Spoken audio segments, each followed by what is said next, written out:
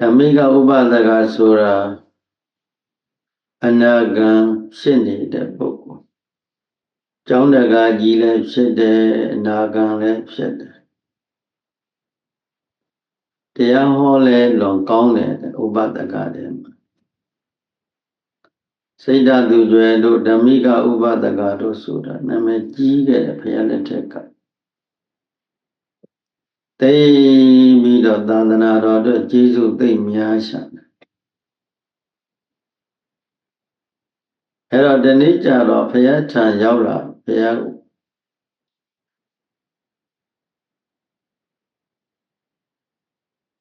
လေရှိပြီးတော့ပိစိကပနိယံကစီယပနိယံဗန္တိမြတ်စွာဘုရားချမ်းသာပါရဲ့လားချမ်းသာပါရဲ့လားအရိယပဒမြတ်တာပါရဲ့လားဘုရားကိုအဲ့ဒါလို့၆ထားဘုရားရှင်ကလည်းကစီကပနိယံကစီကပနိယံဥပဒကတို့ဟေလဓမ္မိကဥပဒကတဲ့ချမ်းသာပါတယ်အရိယဘုံမြတ်တာပါတယ်အဲ့တော့သံမောဒနိယကထံတာရဏိယဝိတိတော်ရိတာဧကမန္တမြေတိနိဝမ်းမြောက်ဖွယ်သောစကားလုံးတွေပြောဆိုကြအသက်ထဆုံးအောင်းမေးစေရသောတရားစကားကိုဘုရားရှင်မိန့်တော်မူတယ်လို့ဆိုတာသံမောဒနိယကထာဆိုတော့ဝမ်းမြောက်မိမိဘဝတသက်တာမှာအမတ်ရစေရသောဒါနကုသိုလ်တွေသီလကုသိုလ်တွေဝိပဿနာကုသိုလ်ကောင်းမှုတွေကိုဖန်ဖန်တတ်တတ်သာဂနုဒ္ဒတိအပြင်လည်းပဲမြဲတမ်းပွားနေရမယ်ကိုယ်ကုသိုလ်တွေပြုလုပ်တဲ့ဘေကံစွန့်ကြိုက်တာပြီဆိုရင်ဘယ်နည်းပဲရှင်ကာလမှာမြတ်စွာဘုရားမူကြီးတဲ့သံဃာတော်ရှင်မြတ်တွေငါဘယ်လိုလူတန်းခဲ့တယ်အဲ့ဒါကိုပြန်အောင်မေ့နေတာသာဂနုဒ္ဒတိလို့အနုဒ္ဒတိဆိုတာဖမှန်ထက်ထက်အောင်မေ့နေတာဆင်ခြင်နေတဲ့သဘောသီလနုဒ္ဒတိမိမိစောင့်ရှောက်ထားတော့သီလလေးတွေကဘယ်တော့မှသိတတ်တဲ့ရှင်ကစားပြီးရှင်ကာလတရားသီလတရားတွေငါးပါးပင်စလိခေါပစိုးကဲ့သို့မြဲခဲ့တယ်သီလတရားတွေခါကာလလျော်စွာဘုရားတရင်သီလတွေစောင့်တင်ခဲ့တယ်ခါကာလလျော်စွာတရားတွေအထုတရားတွေနှလုံးသွင်းခဲ့တယ်ကိုစောင့်တင်ခဲ့တဲ့သီလလေးကိုပြန်ပြီးတော့အောင်မိတယ်သီလက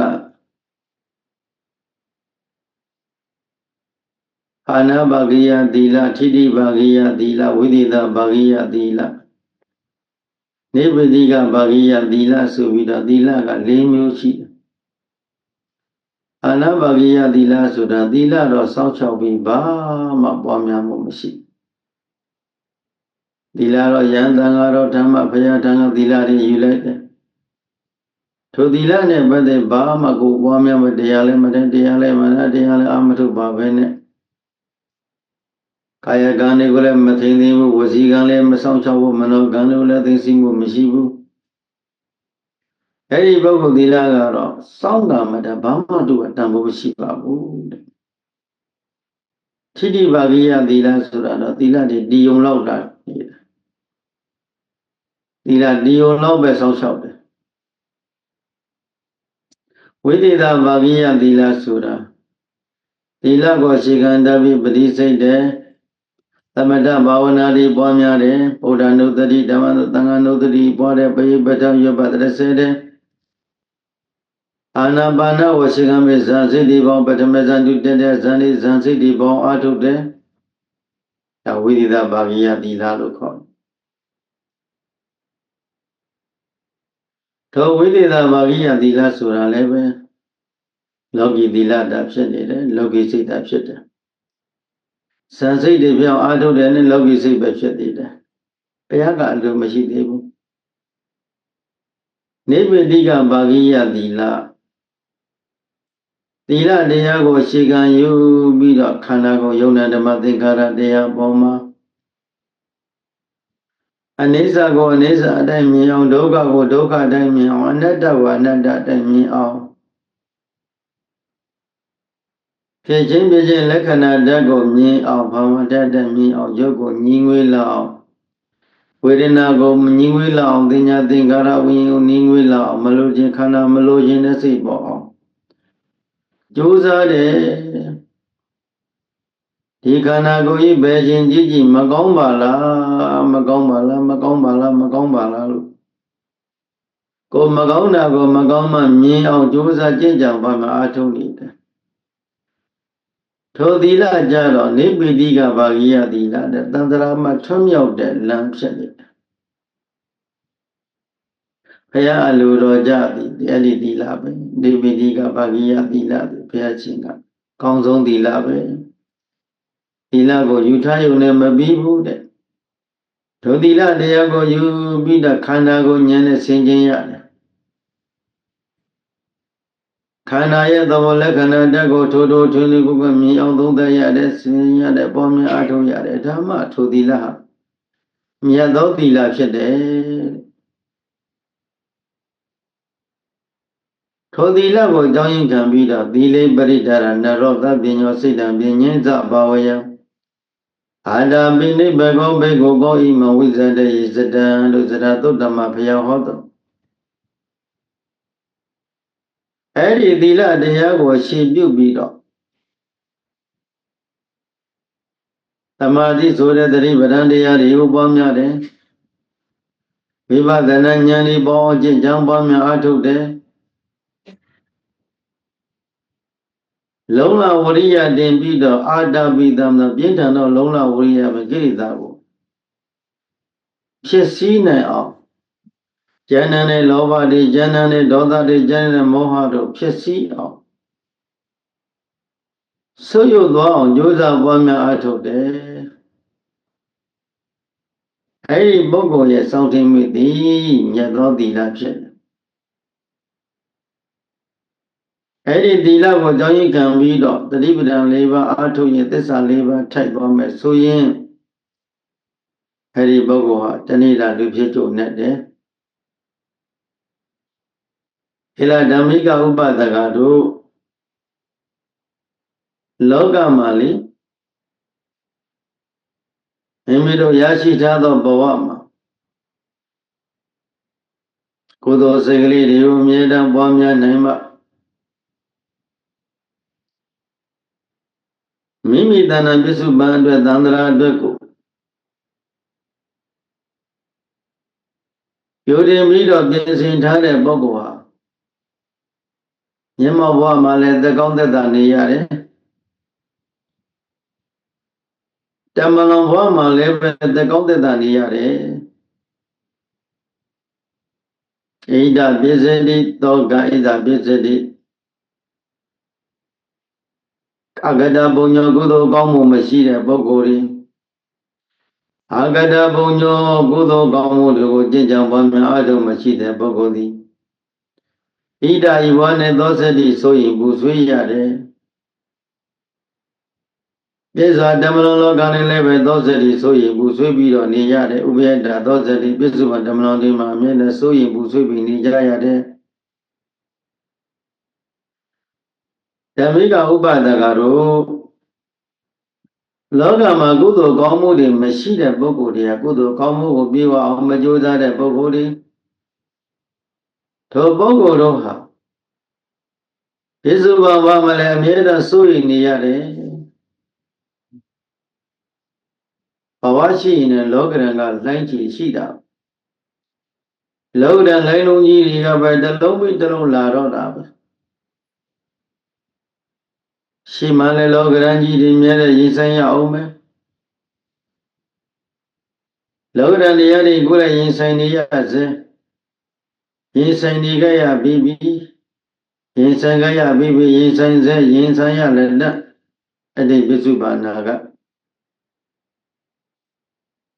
ဒါပြည့်လို့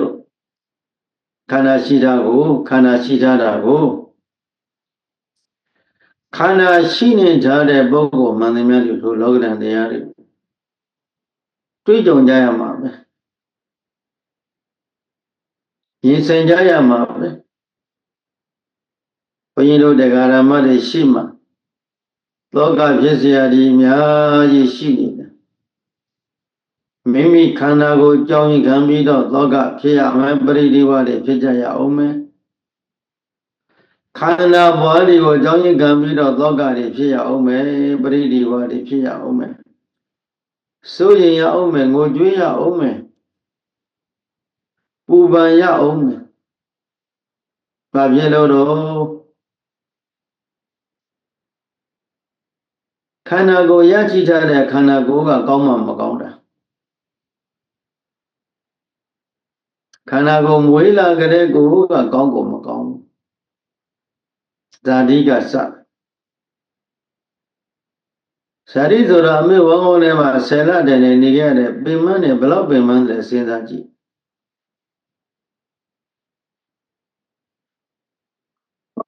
အမေရဲ့အစာဟဲ့ကိုအစာဟောင်းကိုဖိန်ကုတ်တဲ့အစာသက်ခေါင်းပေါ်ရွတ်ပြီးတော့ကြောကိုနောက်ကိုကြောပြုပြီးနေခဲ့ရတဲ့ဇာတိဒုက္ခအလုံးပင်မပြီးနေခဲ့ရတယ်မွေးလာပြန်တော့လဲချင်းသာသာမို့အိုးဝဲအိုးနဲ့မွေးလာရပြန်တယ်အဲ့ဒီဇာတိနောက်ကမှဇရာဆိုတဲ့ရင့်ရော်ရတယ်ကြည်လာတဲ့တရပြီးတရတလပြီးတလတနှစ်ပြီးတနှစ်ခန္ဓာနေထားတပြေးပြေးတပြေးပြေးတပြေးပြေးဘိန်းတို့ခဏခဏပြောနေသလိုတဏှာကြီးကုံမြန်ငါယုံနံတဏှာကြီးသေဖို့နီးလာပြီဟောတရက်ကုံမြန်ငါယုံနံသေရန်တရက်နီးလာပြီတလကုံမြန်ငါယုံနံသေရန်တလနီးလာပြီတနေ့ကုံမြန်ငါယုံနံသေရန်တနေ့နီးလာပြီမသေးသေးခင်ကိုလန်းသွားလန်းစဉ်မှန်သွားပြင်သင့်ပြီအဲ့ဒါလို့ဝိယာကနာယသို့မရောက်ခင်နာယကသေယသို့မရောက်ခင်လေးမှာကြိုတင်ပြီးတော့ပြင်ဆင်ကြဒါနသီလကိုရှေခံထားတဲ့ဝိပဿနာတရားတွေအထုတ်လောကကြီးကိုနောက်ခိုင်းမဲ့ယတ္တိကတဖြည်းဖြည်းတဖြည်းဖြည်းနီးလာတယ်တို့လမ်းခွဲရမဲ့ယတ္တိကနီးလာတယ်ရှေကစောသွားမယ်နောက်ကလိုက်ရမယ်ဒါပဲရှိလောကကြီးဇာပွဲကြီးရတယ်လို့ပေါ့ဘဝဆိုတာဇက်ခုံပဲစတိခုံကြီးပဲဒီ31ဘုံကစတိခုံကြီးနဲ့တူတယ်ဇက်ရင်ဘုံဇက်ယုံဘောကြီးနဲ့တူတယ်ဇာပွဲမှာပထမတွေသူတို့နှစ်ပါးသွားဒီကကြအော်ရာတွေလောက်ကြပြောစရာချွင်စရာပဲတကောင်းကြောပြီးဆိုမှဖြင့်နောက်ပိုင်းကိုဖြစ်လာတကောင်းကြောပြီးတော့နောက်ပိုင်းဖြစ်တာနောက်ပိုင်းကိုရောက်လာလွန်ရသာကိုကြောင်းပြီးတော့လွန်ရလင်ကိုကြောင်းပြီးတော့လွန်ရမယားကိုကြောင်းပြီးတော့လွန်ရမိဘကိုကြောင်းရင်ခံပြီးတော့လွန်ဆွေးရညီကိုမောင်နှမတွေကြောင်းရင်ခံပြီးတော့လွန်ဆွေးရအင်ကြီးယာကြီးတိုက်ကြီးတာကြီးတွေပြိုကြပြင်းကြောင့်လွန်ဆွေးရမုံတိုင်းတွေလည်းမုံတိုင်းတွေတိုက်လို့ငလေးနေလို့အမျိုးမျိုးတော့မိသားစုတွေပြည့်စည်ရကြီးကြောင်းရင်ခံပြီးတော့လွန်ဆွေးကြရစိတ်ပူလောင်ကြရအဲ့ဒါလောကရန်ဒါလောကရန်ဒါပေမဲ့သတိထားကြည့်တို့မှမွေးလာခြင်းတုန်းကဘာပစ္စည်းမှမပါဘူးအဲ့ဒါပြန်ကြည့်တို့မွေးဖွားလာခြင်းတုန်းကဘာပစ္စည်းမှမပါဘူးသိရင်လည်းပဲဘာပစ္စည်းမှတို့ကိုယူမသွားနိုင်ဘူးဒီအိမ်ယာမြေတွေဆိုတာပစ္စည်းဥစ္စာဆိုတာခက်တာခန္ဓာတွေယုံနေတာဥစ္စာမကွဲခင်လည်းစားဖို့တောက်ဖို့နေဖို့ထိုင်ဖို့လေးဖြစ်နေတာဒါရီကကိုမပိုင်မဲ့ခက်တာခန္ဓာတွေငှားထားတဲ့ပစ္စည်းလိုပဲငှားထားတဲ့ပစ္စည်းလိုပဲအရှိသူတော်ကောင်းတွေပြောကြတဲ့ကာမခိုင်တန်တဲ့အိဆောက်ပင်ညတော်လဲကာမောက်လင်ကျိုးတတ်တယ်ဘယ်တော့ပဲတန်တဲ့ကြီးနေတာဆောင်းထားပေးစီကာမောက်ရင်ကျိုးတာပဲထိုအိမ်ကြီးတန်အိမ်ကြီးလဲကျိုးကြတာပဲဘာဖြစ်လို့တော့ကိုမပိုင်မဲ့ဥစ္စာကိုပိုင်မမဟုတ်ပဲဥစ္စာမိမိပိုင်ဆိုင်ခြင်းသဘောဘာမှမရှိဘူး ကိုယ်ပိုင်ကဒီနေ့တရားဓမ္မတွေသိတတ်တဲ့ရှင်ကစားပြီးယုံနေတာအိုးဆောင်ကွဲကနေတိုင်အောင်ပြုလို့လာခဲ့တဲ့မိကံစွန့်ကြဲခြင်းဒီဟုသောအလောဘကုသိုလ်စေရနာသီလတရားတွေသမာဓိတရားတွေကိုမကြိုးမပေါက်မပြောမစောင့်ထင်းခြင်းဒီဟုသောသီလကုသိုလ်ကောင်းမှုစေရနာခန္ဓာဉာဏ်ရောသစ္စာဉာဏ်ဇဲတဲ့တရားတွေနဲ့တရားတွေကျင့်ကြံပါမယ်အထုပြီးတော့အလောဘဒီသောပညာစေတဲ့စေတသိက်ကုသိုလ်တွေအဲ့ဒါကိုယ်ပိုင်ပဲဒါကိုယ်ပိုင်ပဲဘယ်ချိန်အာယုံပြုဝမ်းသာနေတာဝမ်းသာစရာဖြစ်ကုသိုလ်တွေပြုလုပ်ထားတာအမြဲတမ်းစိတ်မှာကျဉ်တဲ့စရာဖြစ်ပြုလုပ်တယ်မှာကုသိုလ်စိတ်တွေအမြဲတမ်းကုသိုလ်ရည်နဲ့တွေထုံမွန်းနေတာပဲ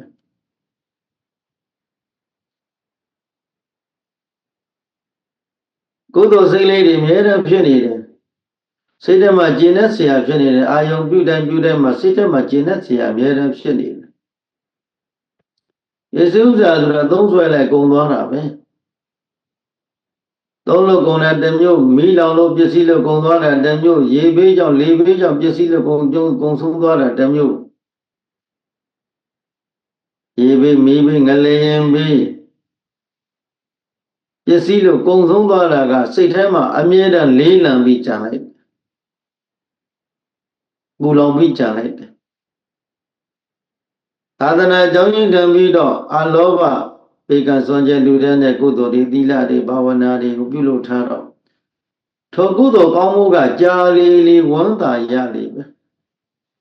ကြာလေကျင်တဲ့ဆရာလေးစိတ်ထဲမှာချမ်းသာစရာတွေငှရှာဝေထားတော့ပစ္စည်းဥစ္စာတွေမှာရွှေအိုးကြီးငါမြုပ်ထားပြီးပြီစိတ်ထဲမှာငါဒုက္ခအနုဂါမိကရွှေအိုးကြီးငါမြုပ်ထားလိုက်ပြီစိတ်တသူရွယ်များဆိုရင်သူကိုယ်တိုင်ကအကြောင်းကြီးလူပြီးတော့ဝမ်းသာတဲ့သူကိုယ်တိုင်အရိယာဖြစ်တော့သူရဲ့မိသားစုတွေနဲ့ရေစကြဝဠာကသိပြောတယ်အနုဂါမိကရွှေအိုးအနုဂါမိကရွှေအိုးမြုပ်တယ်အဲ့ဒီရွှေအိုးကအာသဘောကုန်ကန်းတဲ့ယဟန္တာဖြစ်ရတဲ့ဘဝတိုင်အောင်မြုပ်စားယူစားမှာအမြဲတမ်းစားသုံးလို့မကုန်စားသုံးလို့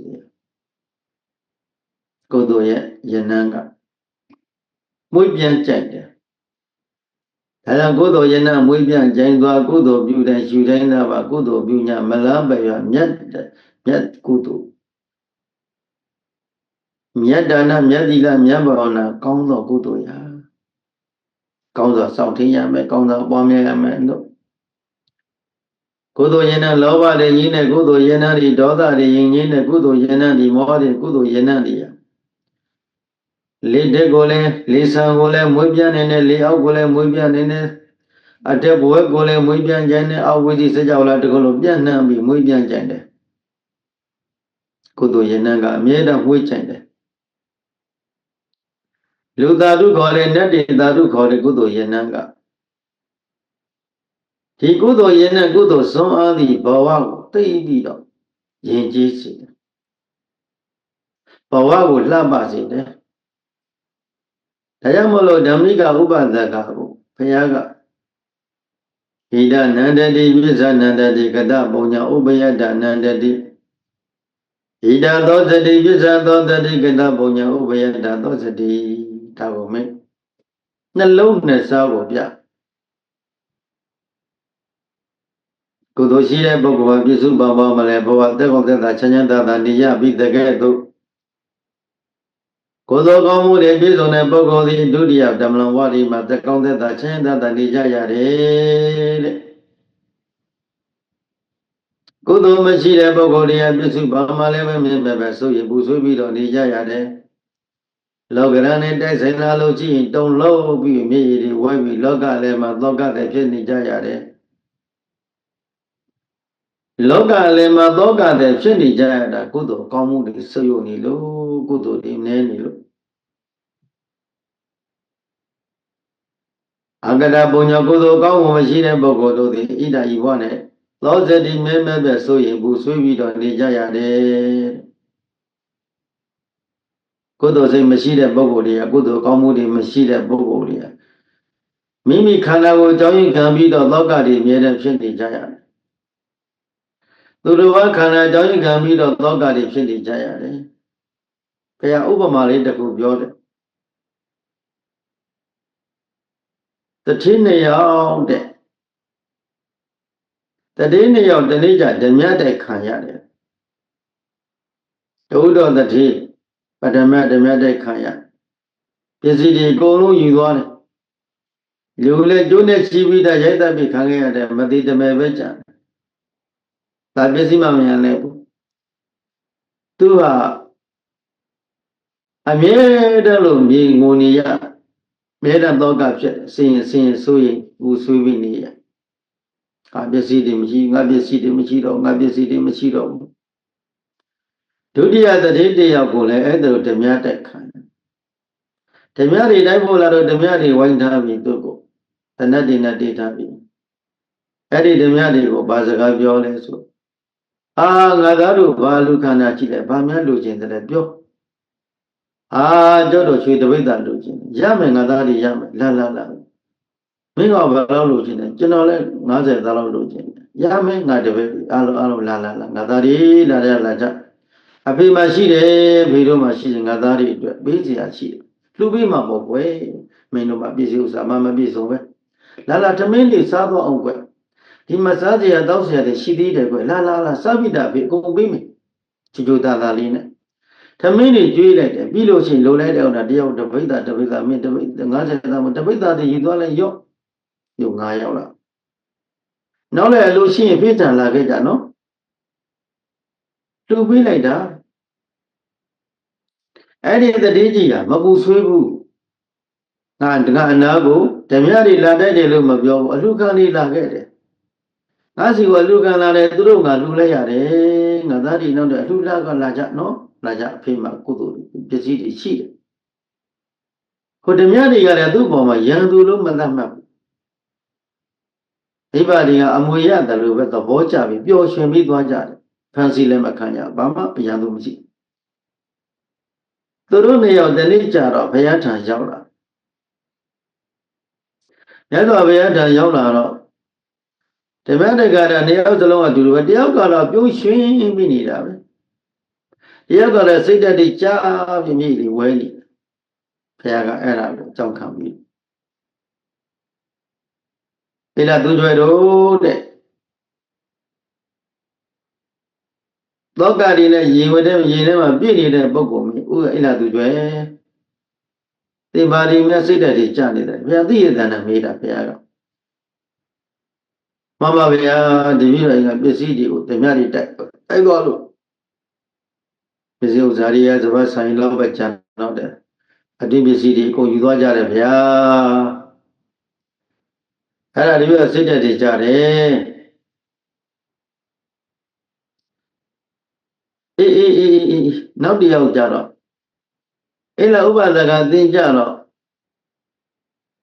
ရှင်လန်းပါလားမှန်ပါဗျာတပည့်တော်အိမ်ကိုအလူကပုဂ္ဂိုလ်တွေရောက်တယ်ဗျာ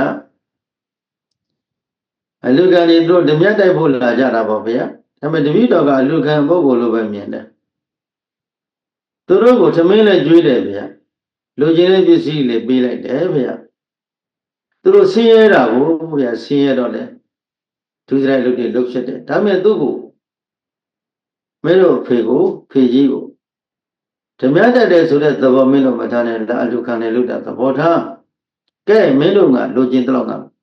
တပည့်တော်သူတို့လိုချင်တော့လှူလိုက်တယ်ဗျာဒါပေမဲ့တပည့်တော်ပစ္စည်းတွေခါလေးမဆုပ်ယုတ်သွားဘူးဗျာတပည့်တော်စေတနာတန်တရှင်းရှင်းနဲ့လှူလိုက်တယ်ဗျာတပည့်တော်ကုသိုလ်ပြုလုပ်တဲ့မှာအယုတ်အလတ်မရွေးချယ်ဘူးဗျာအယုတ်မြတ်ကိုမရွေးချယ်ဘဲနဲ့လှူကံပုဂ္ဂိုလ်ပဲတပည့်တော်လှူတန်းတယ်ယဟန်သံဃာတော်ပဲလာမိစ္ဆာတိတိပဲလာပဲပုဂ္ဂိုလ်လာတပည့်တော်အမြဲတမ်းပိကံဆုံးချက်လေးရှိတယ်ဗျာတပည့်တော်စိတ်ထဲမှာပူလောင်စရာလည်းမရှိဘူးတပည့်တော်မှာကုသိုလ်တွေကြီးဘယ်လောက်ဖို့ရလိုက်တယ်တသိန်းဖို့ရတယ်5သိန်းဖို့ရတယ်10သိန်းဖို့ရလိုက်တယ်ကုသိုလ်တွေယူလိုက်တယ်ဒီဟာပဲတပည့်တော်စိတ်ထဲမှာတွေးပြီးပြောနေတယ်ဗျာတပည့်တော်စိတ်ချမ်းသာတယ်ဗျာ တပည့်တော်ပစ္စည်းဥစ္စာတွေသူတို့ရီးပေးတဲ့တခါနည်းနည်းတော့လက်သွားသလိုဒါပေမဲ့ပြန်ပြေးလာတယ်ဗျာနောက်တစ်ယောက်ကတော့ဖြစ်တယ်ပဲစောင့်ကြည့်ပြီးတော့ပူဆွေးနေဥပဒက2ယောက်ကိုအကြောင်းခံပြီးတော့ဘုရားကကုသိုလ်ကောင်းမှုတွေပြေဝနေတဲ့ပုဂ္ဂိုလ်တွေကုသိုလ်ကောင်းမှုမရှိတဲ့ပုဂ္ဂိုလ်အကြောင်းရင်းခံပြီးတော့ဟောတယ်ကတ္တပုံညောကုသိုလ်ကောင်းမှုတရားတို့တွေပြေဝလာသောပုဂ္ဂိုလ်တို့သည်ဣဒဤဘဝ၌နန္တတိမောတတိနှစ်သက်ချိန်ပြုဝံပန္တတန်နေရတယ်ဣဒဤဘဝမှာမောနန္တတိမောတတိနှစ်သက်ချိန်ပြုဝံပန္တတန်နေကြရတယ်ပစ္စာထုတမလွန်လောကနဲ့လည်းပဲနန္တတိမောတတိနန္တတိမြဲမြဲပဲနှစ်သက်ချိန်ပြုဝံပန္တတန်နေကြရတယ်ဥပဒကတို့ကုသိုလ်ကောင်းမှုတွေကိုကြိုတင်ပြီးပြုလုပ်နေတဲ့မြဲမြဲပြပြုလုပ်ပြီးတော့နေတဲ့ပုဂ္ဂိုလ်ဟာပြစ္စုပန်ဘဝနဲ့တော့သံဃာဘဝဒီမှာစိတ်ချမ်းသာသာနဲ့ဝမ်းသာပြီးနေကြရတယ်အာဂတပုံညောကုသိုလ်ကောင်းမှုတွေမရှိတဲ့ပုဂ္ဂိုလ်တွေကြက်ပဲကုသိုလ်ကောင်းမှုတရားတွေပြုရမှာကိုကြောက်တယ်ပစ္စည်းတွေကုန်ကြမှာကြောက်တယ်လူတိုင်းရမှာကြောက်တယ်သီလတရားတွေစောင့်ကြောက်မှာကြောက်တယ်ဘာဝနာတရားတွေပွားမယ်ကြောက်ကြောင်ပြီးတော့နောက်ဆုံးပြီးတော့ကုသိုလ်ဖြစ်မဲ့အလုပ်တွေကိုနောက်ဆုံးပြီးနေတဲ့ပုဂ္ဂိုလ်သည်ဣဒာဤဝါနဲ့သောဇတိမေမေပဲစိုးရင်ပူဆွေးပြီးတော့နေကြရတယ်ဥပဒက2ယောက်ကိုအကြောင်းခံပြီးတော့မြတ်စွာဘုရားဟောတာကုသိုလ်ကောင်းမှုတွေပြီးပါတယ်ပုဂ္ဂိုလ်သည်ပစ္စုပန်ဘဝမှာတော်လုံးသံဃာဘဝမှာတော်လောင်းအမြဲမပြတ်ပြောပေါ်မှာပြုံးရွှင်ရွှင်နဲ့နေရတယ်ချမ်းသာနေရတယ်တဲ့ကုသိုလ်ကောင်းမှုတွေမိလျော်ပြီးတော့ပစ္စည်းဥစ္စာတွေမေမောနေတဲ့ပုဂ္ဂိုလ်ပစ္စည်းဥစ္စာတွေ့တာပြီးနေတဲ့ပုဂ္ဂိုလ်တွေမလူရဲ့မတန်းရဲ့ပြီးစီလူစရာလူကပုဂ္ဂိုလ်တွေရှိပြီးညာတော့မလူရဲ့ဘူးသီလတရားတွေစောင့်ကြောင်းနိုင်တဲ့အခြေချင်းရှိပါသီလကိုမစောင့်ကြောင်းဘူးတရားတွေနာတရားအထုံးမှုရှိပါလေတရားတွေမနာတရားတွေကျင့်ကြံပါအထုံးမှုမရှိတဲ့ပုဂ္ဂိုလ်တွေဟာပြစ္ဆုတ်ဘဝမှာလည်းမြတ်မြတ်ပြသောကဆိုတဲ့စိုးရိမ်ပူဆွေးပြီးမြဲတဲ့နေကြရတယ်လောကရန်တရားနဲ့တွေ့တဲ့မှာစိုးရိမ်ပူဆွေးပြီးတော့နေကြရတယ်သံဃာမှာလည်းပဲမြတ်မြတ်စိုးရိမ်ပူဆွေးပြီးတော့ငိုကြပြီးတော့နေကြရတယ်အဲ့ဒါဘာကြောင့်လဲကုသိုလ်ရှိသူနဲ့မရှိသူလို့ကွဲပြားနားလည်ပေးရတယ်တရားဓမ္မတို့ရဲ့ဟုတ်လားနားလည်တယ်နော်ကုသိုလ်ရှိသူမတူသူမရှိသူတူရဲ့လားမတူဘူးဗျာလောကမှာဘဝရှိနေလောကရန်ကတော့တွေ့ကြရမှာပဲဟုတ်လားလောကရန်ကြီးတရားနဲ့ရင်ဆိုင်ကြရမှာပဲရင်ဆိုင်တဲ့ကာလမှာခန္ဓာရှိတဲ့ပုဂ္ဂိုလ်ခန္ဓာရှိမရှိတဲ့ပုဂ္ဂိုလ်ဒါကွာတယ်ကုသိုလ်ကောင်းမှုတွေနဲ့ဖြည့်ထားတဲ့ပုဂ္ဂိုလ်တဲ့ခန္ဓာရှိတယ်။အော်တွေးမှာပေါ့အော်ဆုံးမှာပေါ့တဲ့အကြောင်းအကျိုးကိုကံနဲ့ကျိုးပဲနားလည်ထားတယ်လေ။အော်ငါအတိတ်ဘဝသံဃာမှာအကုသိုလ်တွေငါပြုလုပ်လာခဲ့တယ်။သူအကုသိုလ်ကောင်းမကောင်းမအကုသိုလ်ကံတွေကဒီနေ့အကျိုးပေးလိုက်ပြီကိုဟောလောကရန်တကူတွေ့ကြုံလာပြီဆိုရင်ဩငါအကုသိုလ်တရားကငါအကျိုးပေးလိုက်ပြီကိုချစ်ချင်းမဲ့စိတ်ကိုဖြည့်စီလို့ရ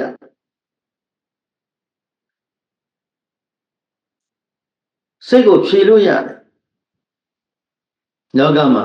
ကမ္မတ္တိဝိပစ္စတိကိုတတ္တိတတ္တဝါတို့ကိုကမ္မနိကံကုသိုလ်ကံအကုသိုလ်ကံဝိပစ္စတိအကျိုးပေးတယ်တတ္တဝါမှန်တယ်မြတ်ဒီကုသိုလ်ကံအကုသိုလ်ကံကအမြဲတမ်းအကျိုးပေးတယ်ကောင်းကျိုးပေးတယ်ဆိုးကျိုးပေးမယ်ကောင်းကျိုးတွေမပေးဆိုးကျိုးတွေမပေးဒါတွေလည်းရှိအဲ့ဒီတော့တပိတ္တတတ္တဝါတို့ကံသာမိဘရှိကုန်ကြ၏ကံကเสียစီမံရာကိုယ်သာစင်စစ်အမြဲတမ်းလည်းကံမိုက်လည်းမောင်ကံသာပြောင်း၍ကံပြောင်းလည်းကံနဲ့တွင်းနေကံမင်းပြုရဖြစ်ရပါပေါ့ကံဟာဘယ်ကဖြစ်ကုန်ကြဟုတွေးဆသောကံပြုရသည်ကိုယ်သာပြုတဲ့အမှုတော်ကံကဘယ်သူပြုလုပ်တာလဲကိုပြုလုပ်တာပဲကောင်းတာလဲကိုအောင်လဲကိုပဲမကောင်းအောင်လဲကိုပဲတချို့ပုဂ္ဂိုလ်တွေလောကဓာတ်ကြီးနဲ့တွေ့လိုက်တယ်ဟိုးအစတမရောက်ပြည့်စည်သွားတယ်တလုံးအင်ကြီးတလုံးလုံးပြိုကျသွားတာရှိတယ်ဘယ်တော့ကိုငလျင်တော့ဆိုဘယ်တော့မန္တလေးရောက်သွားတော့တချို့အပေါ်လိုက်ဖြစ်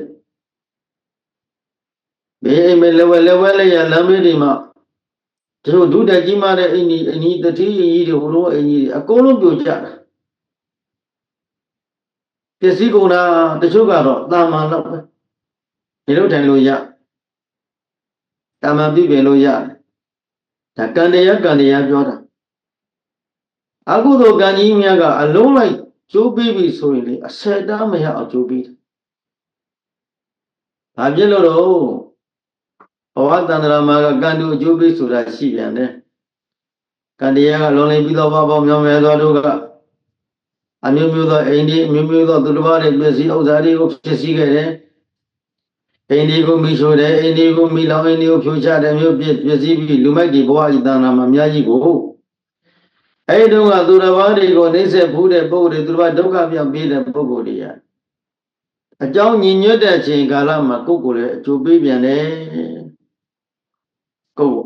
ကံတရားကအရှိန်စိတ်တဲ့အခါပြန်အကျိုးပေးတယ်နော်သို့တော့တနေ့ကပြောခဲ့တဲ့သတ္တရာတိကြီးနဲ့ပတ်သက်ပြီးတော့ဘဝတိုင်းကိုအကျိုးပေးနေတာတော့မဟုတ်ဘူးဘဝတိုင်းမှာအကျိုးပေးလိမ့်မယ်လို့အဲ့လိုမမှတ်နဲ့အကြောင်းညီညွတ်တဲ့ချိန်ကအကျိုးပေးသလိုအကြောင်းမညီညွတ်သေးဘူးဆိုအကျိုးမပေးသေးဘူးဟုတ်တယ်လားမှန်ပါဗျာကုသိုလ်ကံဖြစ်စီအကုသိုလ်ကံဖြစ်စီအကြောင်းညီညွတ်ရင်ပါဖြစ်တယ်အကျိုးပေးသလိုအကြောင်းမညီညွတ်သေးဘူးဆိုရင်အကျိုးမပေးသေးဘူးအဲ့ဒါလို့သဘောပေါက်ထားရတယ်နားလည်ပေးရတယ်ဘာမှအကျိုးမပေးဘူးဆိုရင်ဥစ္စေတာတိတိဖြစ်သွားတယ်ဘဝတိုင်းအကျိုးပေးမှာပဲဆိုလို့ရှိရင်တတ္တရာတိတိဖြစ်တယ်ခိုင်နေမြဲတယ်ဖြစ်သွားတာကိုဟုတ်လားဒါဆိုတတ္တရလန်းဆိုတဲ့တတ္တရလန်းနဲ့ဥစ္စေတာလန်းအစွန်းနှစ်ဘက်ကလွတ်ရတယ်မြတ်စွာဘုရားအဆုံးအမတရားကမျက်စိမှပရိပဒလန်းကိုဒါဆိုရင်ဘုန်းကြီးတို့များသောအားဖြင့်ဘာသာရှားထဲမှာခရိယံဘာသာတွေဗုဒ္ဓဘာသာတွေများသောဗုဒ္ဓဘာသာတွေလည်းပါတယ်ခရိယံဘာသာတွေရှိနောက်ဘဝကောင်းစားဖို့အတွက်ဘသူကြီးဖန်ဆင်းပေးမယ်ဘသူကဘာလုပ်ပေးမယ်အဲ့ဒါသာရဒိဋ္ဌိလို့ခေါ်တယ်နောက်ဘဝကောင်းစားဖို့အတွက်ဘဝကောင်းစားဖို့အတွက်ကိုကုသိုလ်တွေလုပ်တယ်အဲ့ဒါသာရဒိဋ္ဌိလို့ခေါ်တယ်ဟုတ်လားရုပ်ပုဂ္ဂိုလ်တွေကြတော့ဥစ္စေရသမတ်နဲ့မလုပ်ဘူးဘာမှမလုပ်ဘူးအလုပ်ဆရာမလုပ်တန်တရားရှိတယ်မိကလူစရာလည်းမတန်တရားရှိတဲ့ဓာတ်တွေကအဲ့ဒါလို့တန်တရားရှိတယ်မလုပ်ဘူးဆိုရင်ဥစ္စေရဖြစ်သွားတယ်နားလည်ပြီနော်နောက်ဘဝတွေမှာမင်းငါကောင်းဖို့ဒီဘဝမှာတလို့ရှိနောက်ဘဝမှာအများကြီးကုသိုလ်တွေပြုလို့တော့အများကြီးတန်တရားချမ်းသာနေလို့ရအောင်ဆိုပြီးကုသိုလ်တွေမြင်မဲ့လုပ်ပြန်တော့တတ္တတိဖြစ်ပြန်တော့ဒါဆိုအဲ့ဒီဒိဋ္ဌိရှိရင်မညာပူညာမပေါ်ဘူးနော်သို့တော့လူချမ်းသာနဲ့ချမ်းသာကိုတော့ရမှသိကြတယ်ဒီကုသိုလ်တတ္တိကြောင့်အကြောင်းရှိတာကိုနော်ကုသိုလ်အကြောင်းရှိရင်ကုသိုလ်အကျိုးကတော့ပေးမှာပဲနိဗ္ဗာန်မရောက်တာပဲရှိဟုတ်လားဘာသာတိုင်းမှာဒါနသီလသမထတွေရှိတာပဲသူထိုကုသိုလ်ကောင်းမှုကလူချမ်းသာနဲ့ချမ်းသာရမှသိကြတယ်လူမျိုးနဲ့မဆိုင်ဘူးဒါကလူမျိုးနဲ့မဆိုင်ဘူးပုဂ္ဂိုလ်နဲ့မဆိုင်ဘူး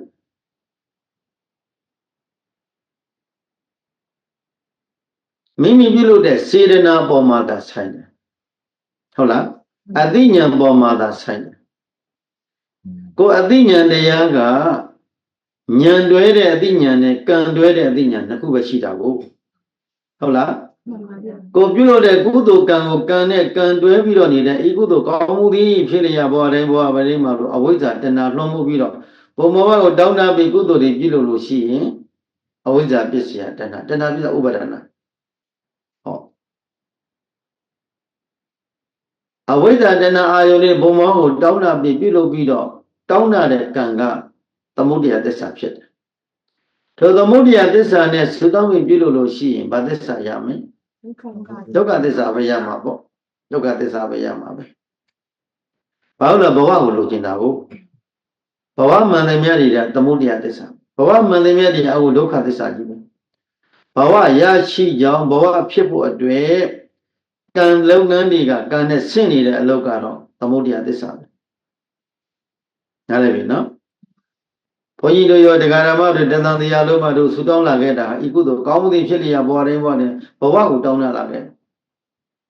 လူချမ်းသာနေဖို့ချမ်းသာလူချမ်းသာနဲ့ချမ်းသာခံစားဆန္ဒဖို့ဒါပဲစဉ်းစားတယ်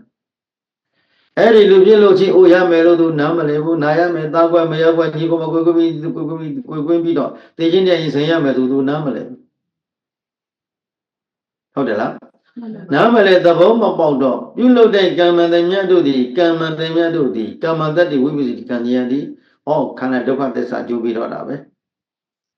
ဘဝခန္ဓာကျိုးပြီးတော့ခန္ဓာရရင်လောကဓာတ်ကြီးနဲ့ရည်ဆိုင်ရမှာပေါ့ဟုတ်လားဘဝခန္ဓာရရင်အမျိုးမျိုးသောလောကဓာတ်ကြီးရည်ဆိုင်ရမှာပဲဒီနေ့ဘုန်းကြီးတို့တရားဓမ္မတွေသာတကောင်းသက်သာတဲ့နေအစာရသားရဲ့သမိသားစုနဲ့အဆက်အဆင်ပြေနေတယ်တနေ့နေ့မှာဘာတွေဖြစ်လာမယ်ဘယ်သူမှကြိုမသိနိုင်ဘူးဟုတ်ကဲ့လားမှန်ပါဗျာမကောင်းတဲ့အကျိုးပေးတွေကရှေ့မှာကြံနေသေးတာကိုပြီးတော့ခန္ဓာလို့ဆိုလိုက်တော့ဒီခန္ဓာကိုရတဲ့နေကတာပြူရမအိုရမနာရမနာမနာတို့သိရင်လည်းဆိုင်ကြမယ်ဒါကံပေးတဲ့ခန္ဓာကလမ်းစဉ်ဒီတိုင်းသွားမှာပဲကံတကူအာကိုပြီးပြုလုပ်မယ်ဆိုရင်တော့ဘဝကံတာကိုဒုက္ခပဲဥနာတိဒုက္ခပဲရမှာပဲခေါင်းမျိုးမျိုးပြောင်းပြီးတော့နေကြရမှာပဲဒါကံလမ်းစဉ်ရဲ့သဘောဒီနေ့ခန္ဓာကိုဉာဏ်ရောက်ပြီးတော့သုံးသပ်နေတဲ့စဉ်းနေတဲ့ပွားများအားထုတ်နေတဲ့ကခန္ဓာကိုသတိထားကြည့်အခုကြည့်ခန္ဓာကိုယ်ကြီးကမဆင်းရဲနေဘူးလားဆင်းရဲနေတယ်ခန္ဓာကိုယ်ကြီးကဆင်းရဲပြနေတယ်ညောင်ညာလာတဲ့ကြိုက်ခဲနေတဲ့တောင့်တင်းနေတယ်ဟိုတောင့်တင်းညောင်ညာကြိုက်ခဲထုံချင်းမျိုးစုပြနေတယ်အဲ့ဒါဒီခန္ဓာကမြဲလို့လားမမြဲလို့လားမမြဲပါဘူးဒါကိုအကဲခတ်ပြီးကြည့်ဩမမြဲတဲ့ခန္ဓာကိုယ်ရဲ့မမြဲတာတွေပြနေပါလားသူ့ကိုထမ်းရတဲ့ခန္ဓာကိုယ်ကြီးဒီပေါ့သလားလေးသလားလေးပါဗျာအမျိုးမျိုးသောဝေဒနာတို့ရင်ဆိုင်ပြီးနေကြရင်ဒါဆင်းရဲနေတယ်ဟုတ်လား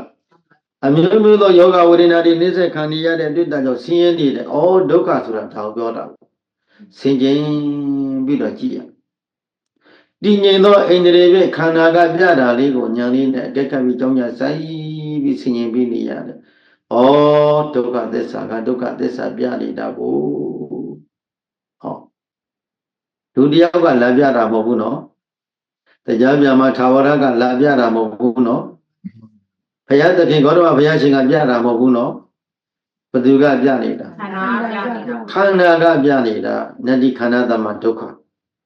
ခန္ဓာသမခန္ဓာနဲ့တူသောဒုက္ခဆင်းရဲခြင်းသည်နတ္တိမရှိဘူးတောက်နာလည်းပြရဘုရားစကားတခွန်းတခွန်းဆိုရင်မိမိဉာဏ်ထဲမှာကပ်ပြီးတော့စိုက်ပြီးဆင်ခြင်ပြီးကြည့်ရခန္ဓာသမံဘယံနတ္တိခန္ဓာသမခန္ဓာနဲ့ဘယံဘေးသည်နတ္တိမရှိပါတကားခန္ဓာနဲ့တူသောဘေးမရှိပါတကားနတ္တိခန္ဓာသမဒုက္ခနတ္တိတဏိပရံဒုက္ခနတ္တိတဏိပရံဒုက္ခနိဗ္ဗာန်နဲ့တူသောချမ်းသာခြင်းလည်းမရှိဘူးဟောနိဗ္ဗာန်နဲ့တူသောချမ်းသာခြင်းမရှိသလိုခန္ဓာနဲ့တူသောဆင်းရဲခြင်းလည်းမရှိဘူးလို့သဘောပေါက်ထားရမယ်တဲ့။ဘာနဲ့တူတဲ့ဒုက္ခခန္ဓာနဲ့တူသောဒုက္ခသည်မရှိဘူးတဲ့နိဗ္ဗာန်နဲ့တူသောချမ်းသာခြင်းလည်းမရှိဘူးဒါလေးနားလဲသိဘေးအန္တရာယ်များတာခန္ဓာကြီးကအမြဲတမ်းဘေးတွေနဲ့ရင်ဆိုင်နေကြရတာပဲဒါရှိတော်ကလည်းအိုဘေးကိုဗဒနာဘေးလံသေးဘေးလံနေပြီအိုယောဂီအိုဘေးကိုဓာနာဘေးလံပြေးလံနေပြီအိုယောဂီနာဘေးကိုဓာသေဘေးလံပြေးလံနေပြီအိုယောဂီကိုယ်ကိုဆင်ရအိုဘေးကိုထမ်းပြီးတော့တရားညောင်သောကိုသွားနေတယ်နာဘေးကိုထမ်းပြီးတော့သေမင်းထံကိုတို့သွားနေပါတကားတို့ခန္ဓာကိုယ်ကြီးဒီတရွေ့ရွေ့တည်းနဲ့တဏှာကြီးပြီးတဏှာကြီးတဏှာကြီးနဲ့တဏှာကြီးမတူတော့ဘူးတဏှာကြီးကုန်သွားပြီဆိုရင်ဒုလောကမှာတဏှာကြီးနေခွင့်မရတော့ဘူးသေမင်းစီတို့တဏှာကြီးหนีသွားပါလားသိရင်ရဟုတ်လားတရက်ကုန်သွားပြီဆိုရင်ဩငါတဏှိတာကုန်သွားပါပေါ့လားမိုးလင်းလာတဲ့တနေ့ဒီနေ့မိုးချုပ်တော့ပြီမိုးချုပ်သွားပြီတနေ့ကုန်းမြန်ငါယုံနဲ့သေရန်တရက်หนีသွားပါပေါ့လားတရက်သေမင်းနဲ့หนีသွားပါပေါ့လားလူလောကမှာနေရမယ်တရက်ကုန်သွားပြီပဲ့ကြလာတော့လမင်းတို့ပဲ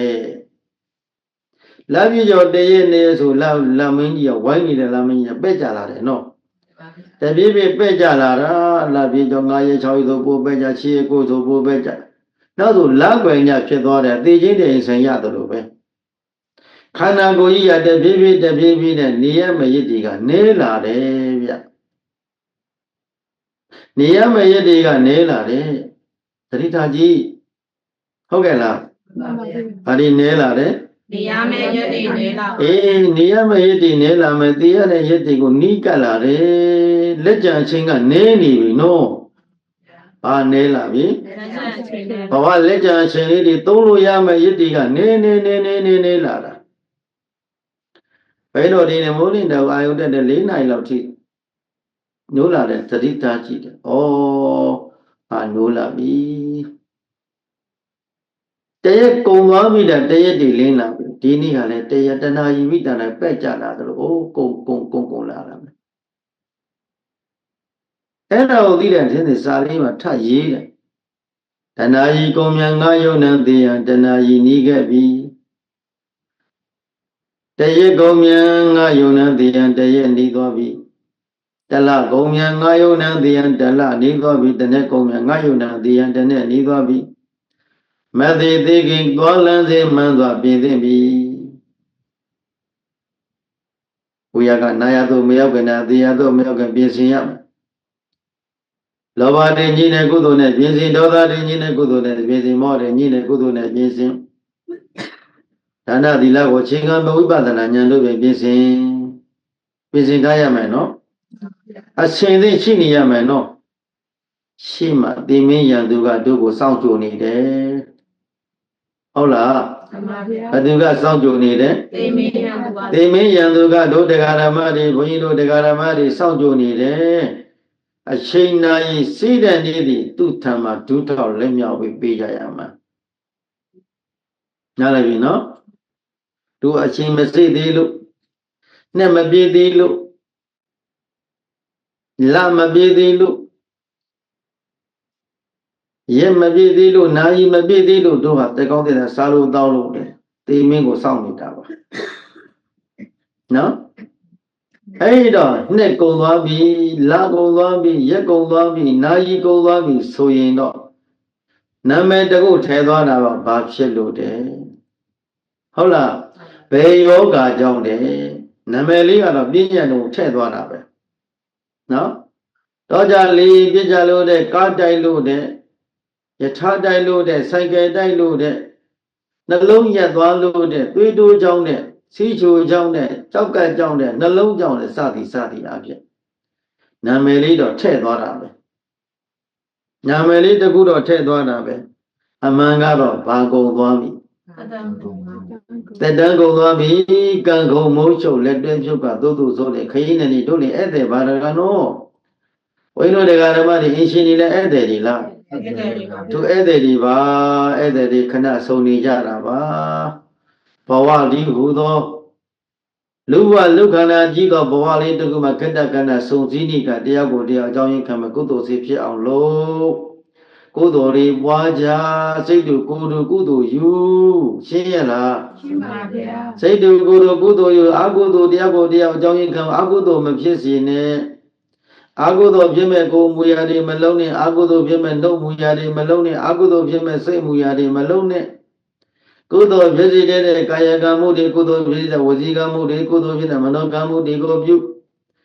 ထို့သောကုသိုလ်စေတနာသည်ကုသိုလ်ပြုလိုက်ဤကုသိုလ်ကောင်းမှုတို့ကြောင့်ဒုက္ခမှာကြွလက်ရပါလို့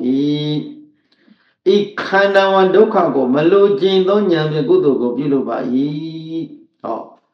ကုသိုလ်ပြုလုပ်တာပဲဉာဏ်တွဲရမယ်လေကံလမ်းမှသည်ဉာဏ်လမ်းစီတို့ဘုန်းကြီးတို့တရားဓမ္မတွေတန်တရားလုံးမှာဘယ်လမ်းမှဘယ်လမ်းစီတို့ကံလမ်းမှစီကံလမ်းစီတို့တန်ត្រာလောကမှာကံတိမိကံတိပကံသာလိမိဥစ္စာကံသာလိကိုပဲဥစ္စာဒါပဲကံလမ်းမဲ့နေခဲ့တာ